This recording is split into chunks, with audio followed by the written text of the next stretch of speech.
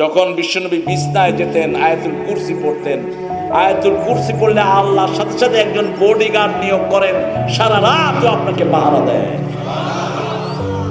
আর একজন ছোট সাইজের ফেরেশতার সাইজ কত বড়! রাসূল সাল্লাল্লাহু আলাইহি ওয়াসাল্লাম বলছেন, যারা রাতে ওযু করে শোয় তাদের রূহটাকে আল্লাহ আরশের সামনে সিজদা দেওয়ার অনুমতি দিয়ে দেয়। তাদের ডান পাশে একজন ফেরেশতা, বাম পাশে একজন ফেরেশতা।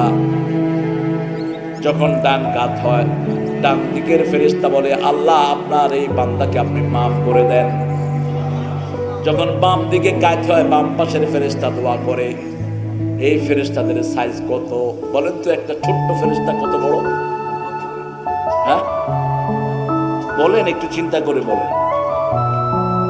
কি বিপদে পড়ে গেলেন, সারা জীবন শুনলেন ফেরেশতা ফেরেশতা। রাসূল সাল্লাল্লাহু আলাইহি ওয়াসাল্লাম বলছেন, একটা ছোট্ট ফেরেশতার সাইজ হলো উহুদ পাহাড়ের চেয়ে বড়। আরো আস্তে কোন সুবহানাল্লাহ। এবার আরশ বহনকারী হামলাত আরশে 8 জন ফেরেশতা আল্লাহর আরশ বহন করছে। এই ফেরেশতাদের একজনের সাইজ বলার জন্য বিশ্বনবী সাল্লাল্লাহু আলাইহি ওয়াসাল্লামকে বলা হলো, একজনের সাইজ হলো তাদের এই হাত থেকে ঘাড় পর্যন্ত একটা দ্রুতগামী ঘোড়া 700 বছর চললেও শেষ করতে পারবে না। আরো আস্তে বল সুবহানাল্লাহ।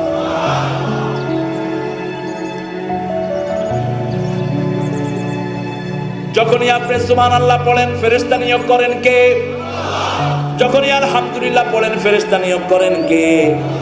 কিন্তু সেই আল্লাহর সাথে মানুষ শরীক করে, ছোট্ট ছোট্ট শিরক করে, শপথ করে আল্লাহ ছাড়া কারো নামে আছে না নাই? আমি শপথ করছি, এই যে হাত এভাবে বাড়িয়ে দেয়, সেখানে আল্লাহর নাম নাই। বিশ্বনবী সাল্লাল্লাহু আলাইহি ওয়াসাল্লাম বলছেন, বুখারীর বর্ণনা, মান আহলাফা বিগাইরিল্লাহি ফাকাদ আশরাক। আল্লাহ ছাড়া যে হলফ করে সেই শিরক করলো। আল্লাহ আমাদেরকে হেফাজত করেন। শপথ করতে হবে কার নামে? আল্লাহর নামে শপথ করতে হবে, আর কারো নামে শপথ করা যাবে না। এরপরে আল্লাহ বলছেন, ওয়াল্লাযী খালাকাকুম মিন তিন সুম্মা কাদা আজালান ওয়া আজালুম মুসাম্মা ইনদাহু সুম্মা আনতুম তামতুরুন। সে আল্লাহ জাল্লা শানহু তোমাদেরকে মাটি থেকে সৃষ্টি করেছেন। সকল নবী কিসের বলেন? আরো জোরে বলেন। মাটি। মাটির ভিতরে 8টা উপাদান। একটা উপাদান হলো নূর, লাইট। একটা উপাদান মাত্র লাইট, আর বাকি 7টা উপাদান হলো অন্যান্য এলিমেন্ট দিয়ে আল্লাহ ভরপুর করে দিয়েছেন। ফেরেশতাদেরকে আল্লাহ বানিয়েছেন নূর থেকে, এই জন্য নূরের ফেরেশতারা মাটির আদমকে সিজদা করেছে, কারণ ওর মধ্যে আছে একটা উপাদান আর এর মধ্যে আছে আরো 7টা বেশি। সুবহানাল্লাহ। এই জন্য সকল মাটির সৃষ্টিকে সারা পৃথিবীতে শ্রেষ্ঠত্ব দান করেছেন কে?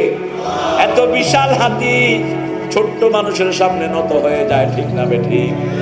একটা মাহুত যখন হাতির পিঠের উপর উঠে সলিমুদ্দির মতো মনে হয় না। এরকম 10টা মানুষের মাথাকে একখানে রেখে হাতি শুধু পাটা রাখবে, বেলের মতো ঠুস করে ফুটবে, ঠিক কিনা? মানুষ কত অসহায়। এখানে যদি এখন কিছু ব্যাঙ লাফানো শুরু করে, হাউয়া ব্যাঙ, ওই যে হাউ হাউ করে ডাকে, যে কি বলেন এগুলো? কি ব্যাঙ? ভোলা ব্যাঙ। যদি 10টা লাফায়, আপনারা থাকবেন কেউ? কিসের মাহফিল!